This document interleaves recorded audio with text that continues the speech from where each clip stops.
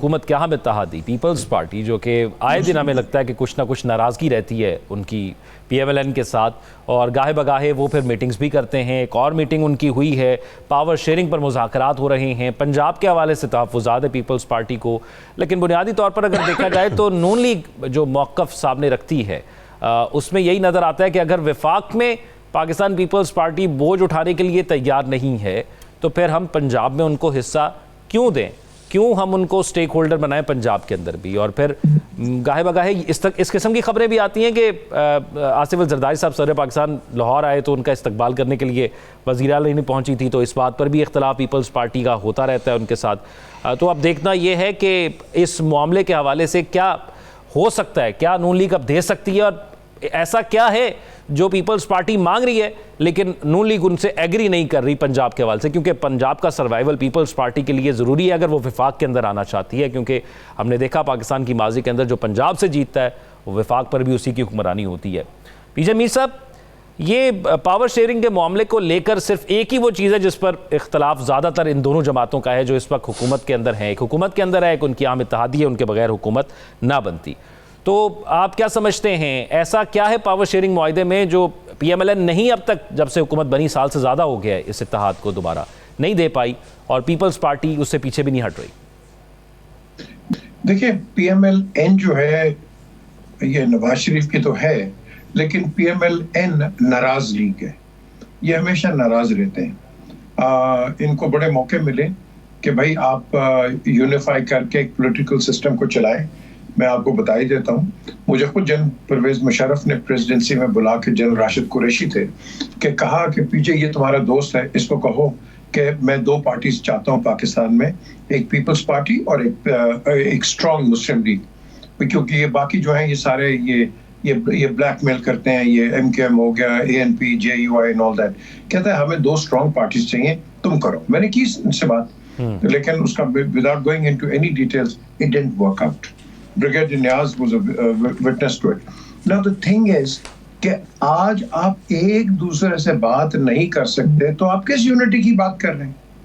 आप तो एक पेज पे कोई पॉलिटिकल पार्टी बैठने के लिए तैयार नहीं है, whether it is PTI, whether it is NON, whether it is People's Party।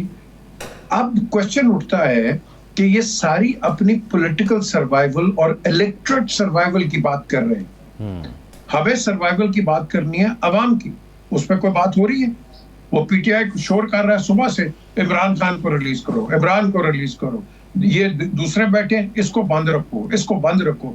ये आपस की इनकी लड़ाई के साथ आप देखो आपके पास जाफर एक्सप्रेस पे क्या हो जाता है, आपकी तो कंसंट्रेशन ही कहीं और है। तो ये जो आपके जो ये दुश्मन, ये इसीलिए तो फायदा उठाते हैं आपका। तो मैं यही कहूंगा कि अभी भी आप अपने होश में आए, एक दूसरे के साथ डायलॉग रखें। सो द क्वेश्चन अराइजेस, इसके हिंड्रेंस कौन है? मैं आपको बता देता हूं कि Nawaz Sharif is ready himself to talk, Imran भी है, लेकिन नीचे जो हॉक्स बैठे हैं, these hawks are the people के जो कि नहीं ये नहीं जोड़ना चाहते। मैं आपको बता रहा हूँ, मुझे इतना भी पता है कि जब ये नवाज शरीफ वापस आए तो क्या कहते हैं, नवाज शरीफ ने खुद मुझे कहा कि पीजे बात करो इसके साथ, चौधरी शुजात के साथ, परवेज इलाही के, हम एक स्ट्रॉन्ग मुस्लिम लीग बनाएं। जब इनकी मीटिंग होने लगी lastminute.com, इनके दो सीनियर वजीर, ओवर माय डेड बॉडी, इनसे बात ही नहीं हो सकती। तो अब ये मुझे बताओ पीजे मीर साहब, आपको लगता है ये नवाज शरीफ साहब का अभी भी उतना ही रोल है जितना इंतखाबात से पहले था, या अब उन्होंने ऑटो मोड पे छोड़ दिया है कि शहबाज शरीफ साहब जो डिसीजन लेते हैं आप टाइम गुजारें, जब अगले इलेक्शन आएंगे तो फिर देखेंगे हम? With the greatest of respect, देखो, Shahbaz is a very old friend of mine. Shahbaz is a nobody as far as Nawaz Sharif is concerned. Pakistan Muslim League N is Nawaz Sharif. तो जो भी आपने सवाल जो किया है, yes, he is the de facto prime minister. ठीक है, वो पिक्चर में नहीं है, but at the end of the day, he is the one who's calling the shots. अब आप देखो लाहौर में, अब पूरा लाहौर जो particularly माल रोड है from Regal to near the Babra house, ये रीडिजाइन हो रहा है। किसका आइडिया है? नवाज शरीफ का। The chief minister will implement it. The question is कि he is calling the shots, but at the end of the day, For him, unfortunately, he's not present in the parliament and in a commanding role. So ये भी एक मुस्लिम league नून को एक झटका है. वो भी बात कर लेते हैं. राना सनाउल्लाह की आपने स्पीचेस सुन ली हैं कि किस तरह बात करते हैं कि रन कौन कर रहा है, ये क्या हो रहा है, फलाना. तो ये जो चीजें हैं, we need to finish all this. और ये एक ही बंदा कर सकता है. मैं आज भी आपको कह रहा हूँ, एक ही आदमी इसको ठीक कर सकता है. ये नवाज शरीफ नहीं करेगा, शहबाज शरीफ नहीं करेगा, इमरान नहीं करेगा, एक आदमी करेगा. कौन? And that's it. कौन ठीक कर आपको पता है कौन? आपको पता है कौन? ओके. नजम साकिब साहब, आपको लगता है कि ये इत्तेहाद जो है वो जो दोनों जमातों का है, इसमें हल्के फुल्के क्योंकि एक पॉलिटिकल सर्वाइवल भी है दोनों का, तो हल्की फुल्की मौसीकी चलती रहती है इसलिए कि अपना पॉलिटिकल बयानिया बाद में आसानी रहे. और ये इत्तेहाद तब तक रहेगा जब तक इमरान खान एक पॉपुलर लीडर का खतरा इन जमातों को है. उसके बाद और ये तब तक कुछ भी हो जाए, ये इत्तेहाद नहीं टूटेगा. या आपको लगता है कि बस ये अगले इंतखाबात तक ही है, या कोई ऐसा बड़ा इख्तलाफ आ सकता है कि ये इत्तेहाद टूट सकता है? देखिए, पीडीएम में भी ऐसा ही हुआ था. वजारतें नून के पास, और उसके बाद ये है कि ताकि जिम्मेदारी ना पीपल्स पार्टी को लेनी पड़े.